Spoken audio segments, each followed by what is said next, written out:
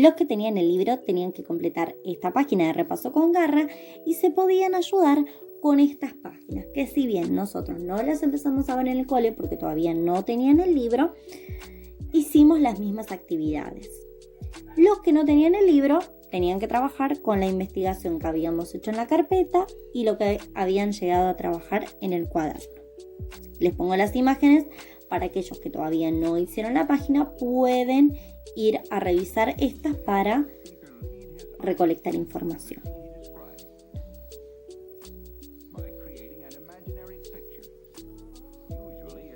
Para los que no tenían el libro, las actividades que fuimos haciendo en el cuaderno y en la tarea de investigar sobre los yámanas, investigar sobre los calchaquíes, el trabajo que hicimos sobre los derechos de los pueblos originarios, es exactamente la misma información que está en el libro, así que pueden completar el cuadro perfectamente. Bueno, vamos a empezar a tratar de completar el cuadro. La primera parte que tenían que completar era sobre la zona en la que habitaban los calchaquíes, y se acuerdan que en uno de los primeros videos que la seño subió, yo les marqué las provincias en las que vivían los calchaquíes, ¿sí? Salta, Tucumán, partes de San Juan, Catamarca, ¿sí? Que hablamos del noroeste argentino. La parte de los yámanas en el cuadro, los que tienen el libro, los que no tienen el libro, yo igualmente se los puse, ya tenían escrito dónde vivían, que era el sur de Tierra del Fuego. Alimentación. Los yámanas se alimentaban de focas, nutrias, todo aquello que ellos podían cazar y pescar. En el caso de los calchaquíes, se alimentaban cultivando papa, maíz y algunos frutos que cosechaban, también de sus plantaciones. La vivienda, quiere decir la casa de los yámanas, eran toldos.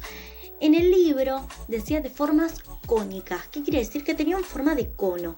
Porque son parecidas, ¿vieron a las carpitas que ahora se usan para hacer las pijamadas? Bien, esas carpas se arman y se desarman fácilmente. Entonces los yámanas vivían en ese tipo de casas porque las armaban y las desarmaban y se las llevaban en sus canoas. ¿Se acuerdan? Que eran nómades, entonces iban tiqui tiqui tiqui viviendo en distintos lados. En el caso de los calchaquíes, yo les puse ahí y en el libro dice que sus casas eran de piedra y con techos de paja. Con respecto a la vestimenta, los yámanas vestían mantas de pieles de los animales que cazaban, como focas, lobos marinos, y en el caso de los calchaquíes, con la lana y el cuero de los animales que criaban, también se hacían sus ropas. La organización social quiere decir cómo estaba armada la sociedad, el pueblo yámana y el pueblo calchaquí.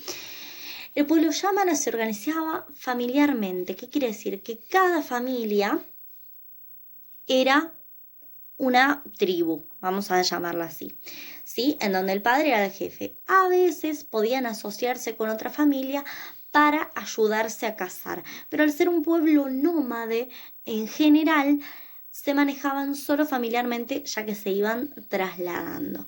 Y en el caso de los calchaquíes, se organizaban también con otras familias en donde se establecían y compartían sus cultivos y sus animales. La vida de los pueblos originarios, ¿se acuerdan? La podemos llegar a conocer por medio de los trabajos de personas muy importantes. Nosotros hablamos de dos. Uno son los arqueólogos, ¿sí? Que son los que encuentran objetos de antepasados de la historia que nos permiten ver cómo eran esos pueblos. Por ejemplo, si encuentran una vasija en un lugar donde vivían calchaquíes, se puede deducir, se puede pensar que los calchaquíes eran un pueblo sedentario que se establecía en un lugar, que por eso necesitaban esas vasijas para cocinarse y un montón de otros objetos, sus tipos de casa que eran de piedra. Entonces eso demuestra que estaban largo tiempo ahí, no como en el caso de los yámanas, que tienen una carpa que arman y desarman. Eso significa que se van trasladando en cada lugar.